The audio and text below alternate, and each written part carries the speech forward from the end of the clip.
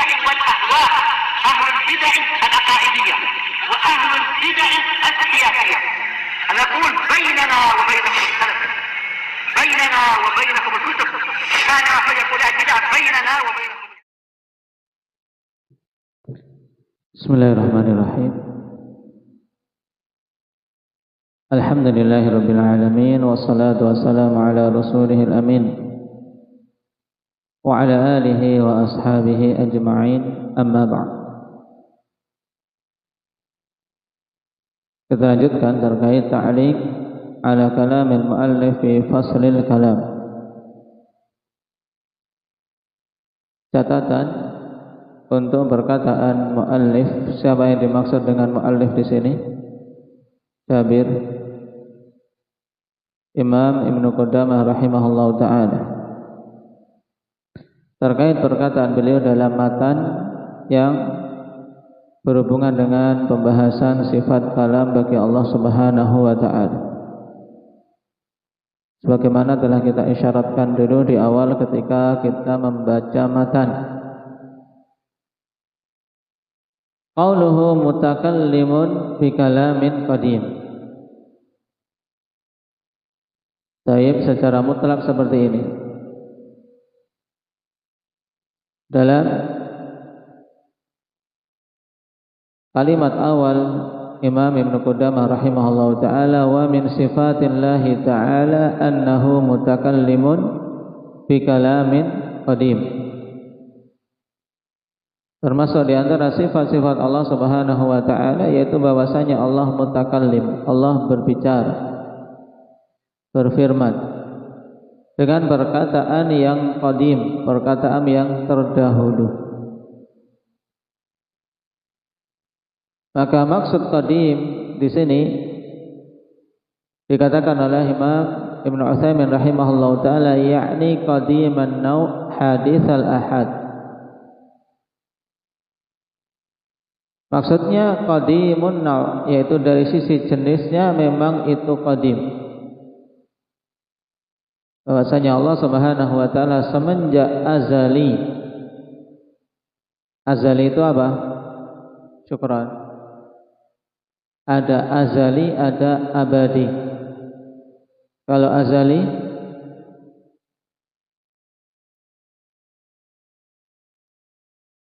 apa makna azali? Qadri.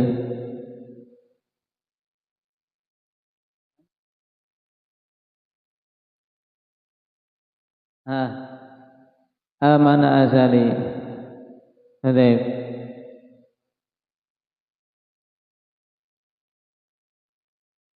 Yaitu waktu yang tidak ada permulaannya, ungkapan untuk suatu awal yang tidak ada permulaannya, itu namanya azal. Sedangkan abadi yaitu waktu yang tidak ada akhirnya. Jadi semenjak azali Allah Subhanahu wa ta'ala telah disifati dengan sifat kalam. Ini maksud qadimun nau'. Hadithul ahad, tapi dari sisi masing-masing perkataan Allah, masing-masing perkataan Allah, maka itu hadits, sesuatu yang kaitannya dengan masyiah.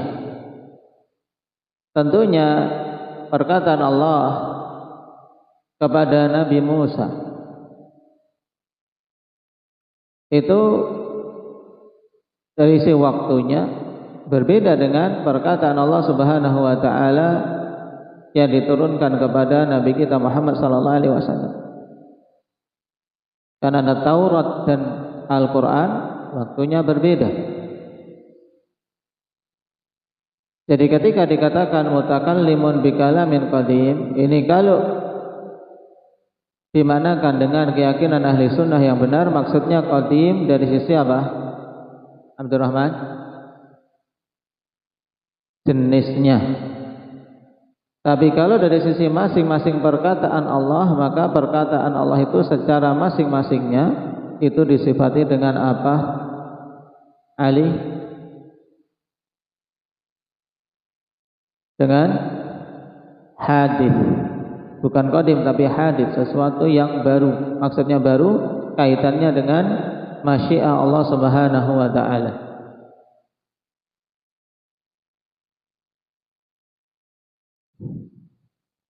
Baik. Qala la yasluhu illa hadzal ma'na ala madhhab ahli sunnati wal jamaah. Tidak boleh kecuali makna ini untuk bisa sesuai dengan madhab ahli sunnati wal jamaah. Baik. Wa in kana zahiru kalamihi annahu qadimun naw' wal ahad. Walaupun ya zahir dari perkataan Imam Ibnu Qudamah ketika secara mutlak mengatakan mutakallimun bi kalamin qadim, yaitu apa? Zahirnya beliau menginginkan dari sisi jenis dan masing-masing kalamnya itu adalah qadim. Nah, kalau seperti ini akhwan, ini tidak sesuai dengan keyakinan ahli sunnati wal jamaah. Makanya Syekh Ibnu Utsaimin rahimahullahu taala membawa kepada makna yang benar yang sesuai dengan keyakinan ahli sunnah. Ketika dikatakan qadim, maksudnya apa? Qadibun naw', jenisnya saja yang qadim. Adapun ahadnya, masing-masing kalamullah, maka itu sifatnya hadis. Nah, kaitannya dengan masyiah. Jika Allah berkehendak untuk berfirman, maka Allah akan firmankan kepada Rasulnya. Allah akan berbicara kepada siapa saja yang dikehendakinya sesuai dengan kehendak Allah.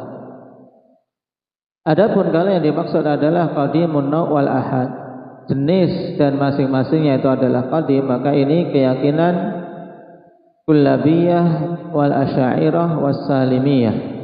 Bisa antum lihat dalam catatan kaki. Wal qailuna bi annahu qadimun naw'i wal ahad hum al kullabiyah wal asy'ariyah was salimiyah. Kelompok atau firqah-firqah yang menyimpang dari jalan ahli sunnati wal jamaah, dari jalan para salaf, yang berpendapat bahwasanya kalamullah itu qadimun naw' wal ahad, jenis dan masing-masingnya itu qadim. Berarti menurut mereka ya kawan, kalam itu satu semuanya. Yang dikatakan oleh Allah kepada Musa dalam Taurat dan yang dikatakan kepada Nabi kita Muhammad sallallahu alaihi wasallam di dalam Al-Qur'an itu sama-sama qadim. Maka ini keyakinan yang batil. Nah, yang berpendapat seperti ini adalah kullabiyah, pengikut Ibnu Kullab. Demikian pula Asy'ariyah, pengikut Abul Hasan Al-Asy'ari.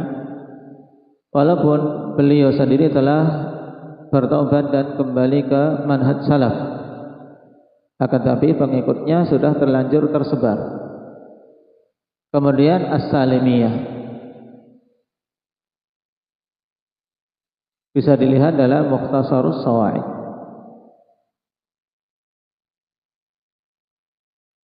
Kemudian yang kedua dari catatan untuk perkataan Ibnu Qudamah,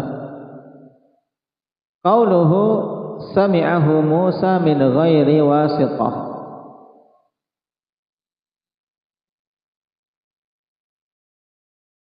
Nabi Musa mendengar perkataan Allah Subhanahu wa taala tanpa perantara. Apa dalilnya? Liqaulihi ta'ala wa ana akhtartuka fastami' lima yuha. Ini di antara dalil yang menunjukkan bahwasanya Allah mengajak bicara langsung Nabi Musa tanpa perantara. Adapun keumuman wahyu yang diturunkan kepada para nabi dan rasul, maka wahyu disampaikan oleh siapa? Indaka Muhammad Aceh, malaikat Jibril. Karena di antara tugas utama malaikat Jibril adalah menyampaikan wahyu. Baik. Namun di sana ada rasul-rasul yang dipilih oleh Allah sesuai dengan kehendaknya. Pada beberapa keadaan Allah ajak bicara langsung dia. Di Di antaranya ini Nabi Musa. Dalilnya bahwa anakhtaratuka, dan aku memilihmu wahai Musa, fastami' lima yuha, maka dengarkanlah dengan seksama apa yang akan diwahyukan. Ini menunjukkan tanpa ada perantara antara Allah dan Nabi Musa dalam penyampaian wahyu tersebut.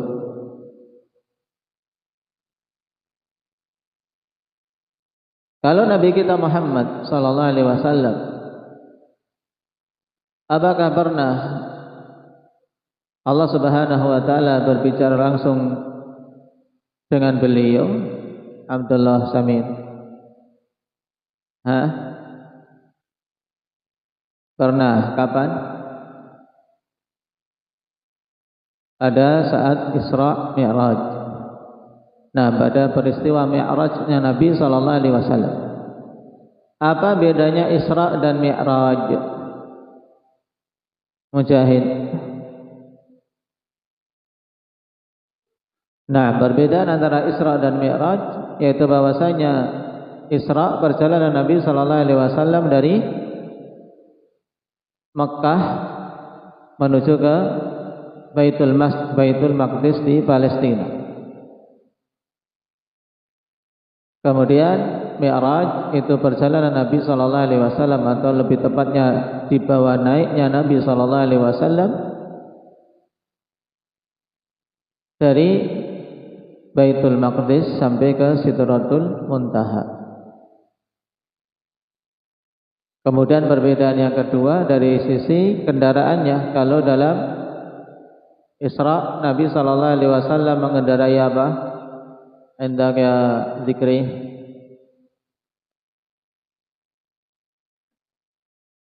Nah, mengendarai buraq. Buraq itu hewan. Fauqal himar dunal baghal. Yang besarnya di atas himar tapi lebih kecil daripada bighal. Yadau hafirahu ila muntaha tarafi. Satu kali loncat dia letakkan kaki sampai akhir pandangannya. Nah, kendaraan yang sangat cepat atau hewan yang jalannya sangat cepat. Satu kali melangkah sejauh mata memandang. Ini cuman sampai ke Baitul Maqdis, kemudian ditambatkan di tempat yang di situ para nabi menambatkan buraqnya. Ini menunjukkan buraq itu kendaraan para anbiya. Bukan hanya nabi kita saja yang mengendarainya. Tentunya pada kondisi yang Allah Subhanahu wa taala kehendaki, karena ketika itu juga para nabi ditemui oleh Nabi sallallahu alaihi wasallam di Baitul Maqdis. Beliau mengimami para nabi dan rasul di sana. Baik.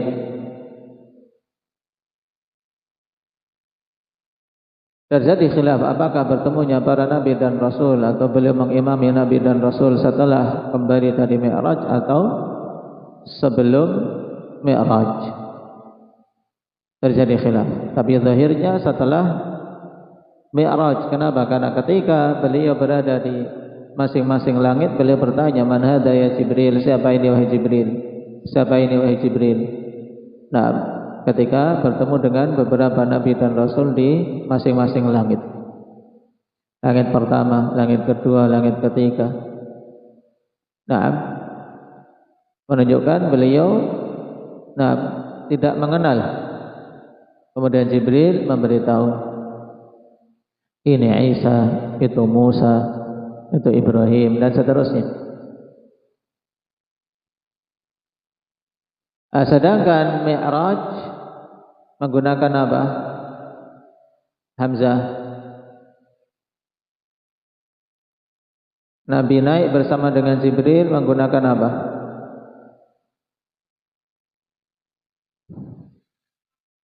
Taib menggunakan Mi'raj, karena Mi'raj itu isim alat, mif'al, alatun uruj, alat untuk naik.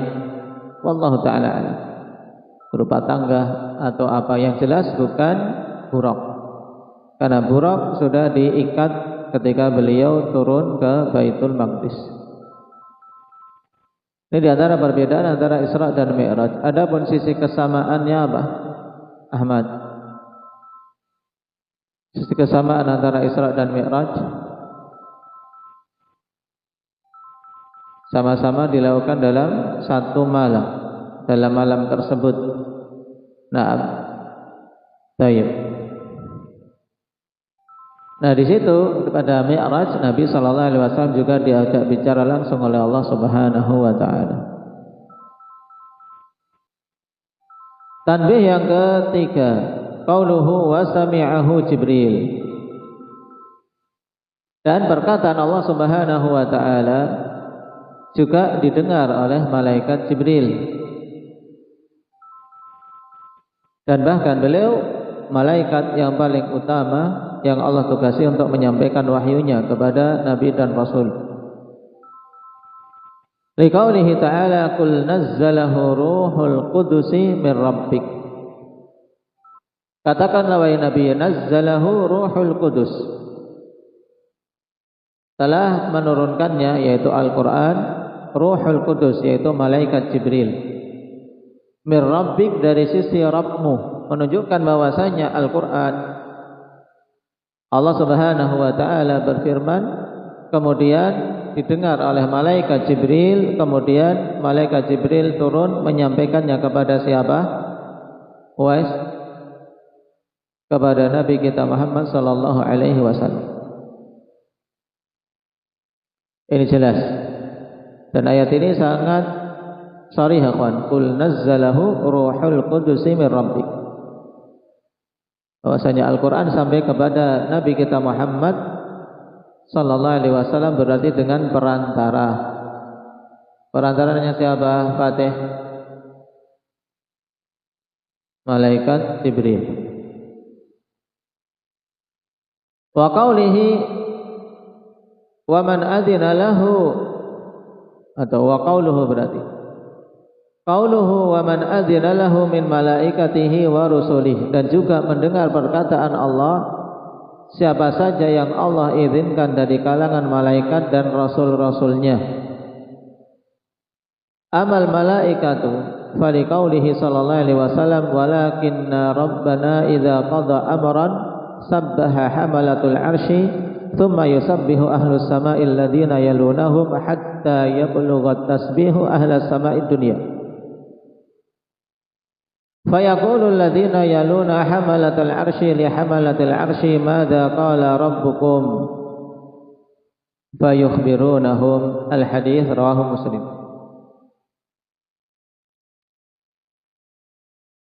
Ini dalil yang menunjukkan bahwasanya para malaikat juga mendengar perkataan Allah.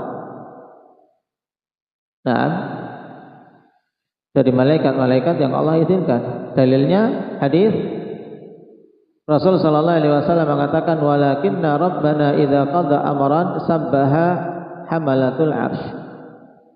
Akan tapi Rabb kami apabila menetapkan suatu keputusan maka bertasbihlah hamalatul arsy.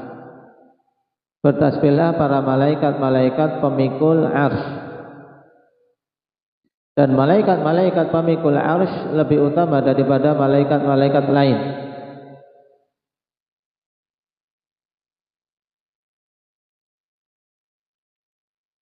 Yang jumlahnya berapa malaikat pemikul arsy akbar? 8. Dalilnya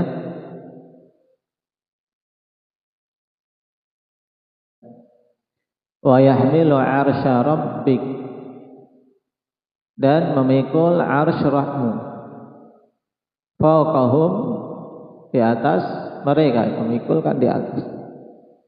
Yauma idzin, pada hari itu, 8 malaikat. Nah, ketika Allah Subhanahu wa taala menetapkan suatu perintah, maka yang pertama kali mendengar dari kalangan malaikat yaitu malaikat pemikul arsy.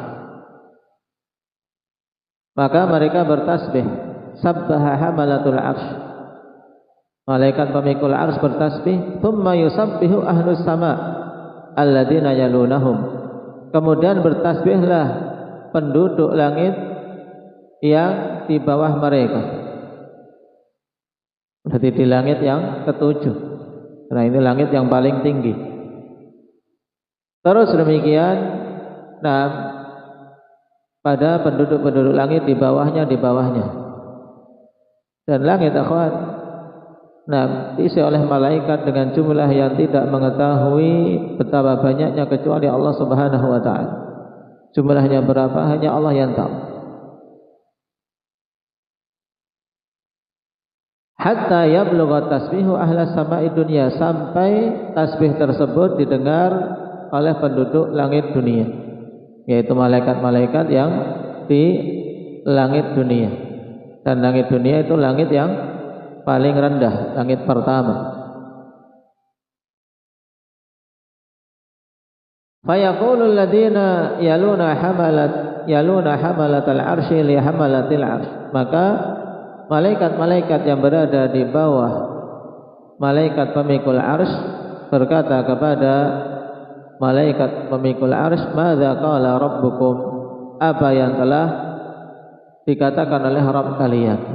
Bertanya. Fayukhbirunahum, maka malaikat itu pun menyampaikan kepada mereka. Hadis masih ada kelanjutannya dan diriwayatkan oleh Imam Muslim. Syahidnya apa? Malaikat pemikul arsy mendengar perkataan Allah, kemudian disampaikan kepada malaikat yang di bawahnya dan seterusnya.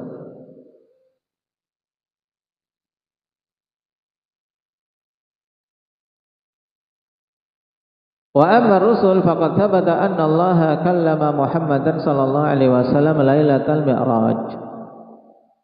Adapun para rasul yang diberi izin juga untuk mendengar perkataan Allah secara langsung, yaitu telah sabit bahwasanya Allah Subhanahu wa taala berbicara langsung kepada Nabi Muhammad sallallahu alaihi wasallam pada malam Mi'raj. Ini sebagaimana disebutkan tadi. Jaa hadza fi sahih al-Bukhari wa Muslim an Malik bin Sa'sa'ah radhiyallahu anhu, wa jaa aidan fi sahih Muslim an Anas bin Malik radhiyallahu anhu. Baik, dalil tentang peristiwa Isra Mi'raj Nabi sallallahu alaihi wasallam. Qauluhu wa innahu subhanahu yukallimul mu'minina wa yukallimuna. Kemudian perkataan Imam Ibnu Qudamah rahimahullahu taala bahwasanya Allah Subhanahu wa taala kala akan mengajak bicara kaum mukminin dan kaum mukminin juga berbicara kepada Allah di hari kiamat kelak. Apa dalilnya? Li hadits Abi Sa'id Al-Khudri anna Nabi sallallahu alaihi wasallam qala yaqulullahu li ahlil jannah ya ahlal jannah fayaqulun labbaika rabbana wa sa'daik. Al-hadits muttafaqun alaih. Hadits Abi Sa'id Al-Khudri, di sini jelas Allah Subhanahu wa taala berfirman kepada penduduk surga, wahai penduduk surga. Berarti mereka mendengar langsung, Allah bicara langsung dengan penduduk surga. Fayaqulun, kemudian mereka menjawab labbaika rabbana wa sa'daik. Nah, kami menyambut seruanmu wahai Rabb. Wa qauluhu wa ya'dzanu lahum fayazuruna. Pada kalimat di dalam matan wa annahu subhanahu yukallimul mu'minina fil akhirah wa yukallimuna wa ya'dzanu lahum fayazuruna. Ini peristiwa di hari akhir kelak, bahwasanya Allah mengizinkan kaum mukminin, kemudian kaum mukminin menziarahi Allah, yaitu datang kepada Allah Subhanahu wa taala. Nah, terkait kalimat fayazuruna, apa dalilnya? Li hadits Abi Hurairah anna Nabiy sallallahu alaihi wasallam qala inna ahlal jannah idza dakhalu fiha nazalu bi fadli a'malihim thumma yu'dhanu lahum fi miqdari yaumil jum'ah min ayyamid dunya fayazuruna rabbahum. Baik. Sungguhnya penduduk surga apabila mereka telah masuk ke dalam surga, maka mereka pun akan ditempatkan sesuai dengan keutamaan amalan-amalan mereka. Mereka masuk ke dalam surga dan mendapatkan tempat ikhwan dengan sebab apa? Keutamaan amalan mereka. Ini menunjukkan bahwasanya amalan para hamba menjadi sebab seseorang dimuliakan di surga, dan masing-masingnya sesuai dengan kadar amalan. Tsumma yu'dzanu lahum fi miqdari yaumil jum'ah min ayyamid dunya. Kemudian mereka diizinkan, diberi izin dengan kadar hari Jum'ah dari hari-hari di dunia, fayazuruna rabbahum, sehingga mereka mendatangi Rabb mereka, ziarah, mendatangi Allah Subhanahu wa taala. Cuman hadis ini, al-hadis rawahu Ibnu Majah wa Tirmidzi. Baik, hadis ini dikeluarkan oleh Imam Ibnu Majah dan Imam Tirmidzi. Wa qala gharibun, di situ dikomah, wa qala gharibun. Dan Imam Tirmidzi mengatakan hadis ini gharib. Wa dha'afahu Al-Albani rahimahullah, dan hadis ini didhaifkan oleh Imam Al-Albani rahimahullah. Di sini juga faedah akhwan tawaduknya Syekh Ibnu Utsaimin rahimahullah taala. Nah, di mana beliau juga mengutip hukum Imam Al-Albani rahimahullah taala telah terhadap suatu hadis, padahal beliau sezaman dengan Syekh Albani. Sama-sama ulama rujukan ummah, akan tapi demikian para ulama satu sama lain mengambil faedah. Baik.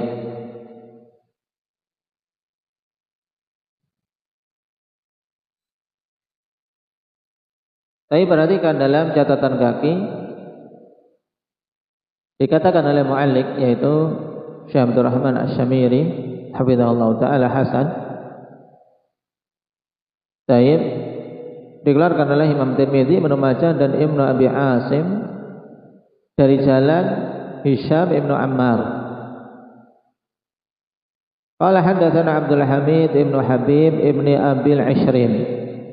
Qala haddatsana Al-Auza'i qala haddatsana Hasan Ibnu Athiyyah an Sa'id ibn al-Musayyib annahu laqiya Abu Hurairah. Faqala Abu Hurairah radhiyallahu anhu, as'alullaha an yajma'a baini wa bainak fi suqil jannah. Faqala Sa'id, afiha suq? Qala na'am. Baik, pada riwayat ini bahwasanya Sa'id bin Musayyib bertemu dengan Abu Hurairah. Kemudian Abu Hurairah mengatakan, aku memohon kepada Allah agar mengumpulkan antara aku dengan dirimu di pasar surga, fi suqil jannah. Maka Sa'id bin Musayyib mengatakan, afiha suq? Apakah di surga itu ada pasar? Qala na'am. Maka Abu Hurairah mengatakan iya. Kemudian beliau mendatangkan dalilnya, akhbarani Rasulullah sallallahu alaihi wasallam fadzakarah. Beliau mengatakan telah menghabarkan kepadaku Rasulullah sallallahu alaihi wasallam, kemudian menyebutkan hadis ini. Wa hadza isnadun hasan wa ba'duhum dha'afa al-hadits min ajli Abdul Hamid ibn Habib ibn Abil Ishrin. Wa sahih annahu hasanul hadits. Idh qad wathaqahu Ahmad wa Abu Zur'ah wa Abu Hatim wa Daruqutni wa qala Ibnu Ma'in wal Ijli la ba'sa bihi wa dha'afahu Duhaim. Wa qala al-Bukhari rubama yukhalafu fi hadithi. Wa qala Marah laisa bil qawi wa qala an-Nasa'i laisa biqawi. Qultu fa mithlu hadza yuhassan hadithuhu wallahu a'lam. Jadi terkait masalah pendhaifan hadis ini dikarenakan perbedaan dalam menempatkan atau dalam menetapkan kedudukan Abdul Hamid bin Habib bin Abil Ishrin. Yang mendhaifkan karena beranggapan bahwasanya Abdul Hamid ini dhaif. Tapi dirajikan oleh Syekh Abdul Rahman Asy-Syamiri bahwasanya tingkatan beliau hasanul hadits. Wa amma Hisham bin Ammar fa huwa kadzalika hasanul hadits wa baqiyatu rijalihi thiqat ma'rufun. Wal haditsu lahu tariqun ukhra 'inda Ibnu Abi Asim min tariqi Suwaid ibn Abdul Aziz 'an al-Auza'i bih wa Suwaid bin Abdul Aziz dhaif. Dan ini juga bisa menguatkan tayyib untuk thubutnya riwayat tersebut, bahwasanya riwayat sabit tentang penetapan pasar surga yang di situ penduduk surga ikhwan diberi waktu pada hari Jumat untuk mendatanginya. Tayyib. Kemudian diriwayatkan di sini fayazuruna, itu mendatangi Allah Subhanahu wa taala. Dan setiap kembali dari pasar tersebut mereka semakin bertambah bahjan wa jamalan, semakin bertambah bagus keadaannya. Taib, jadi riwayatnya dikatakan di sini hasan. Kemudian ta'liq yang terakhir wa qauluhu wa qala Ibnu Mas'udin, atau masih ada setelahnya. Wa qala Ibnu Mas'udin idza takallama Allahu bil wahyi sami'a sautahu ahlus sama. Kita akhirkan saja insyaallah. Baik, ini berapa ta'liq untuk matan? Insyaallah kita lanjutkan pada pertemuan yang akan datang. Walhamdulillahirabbil alamin.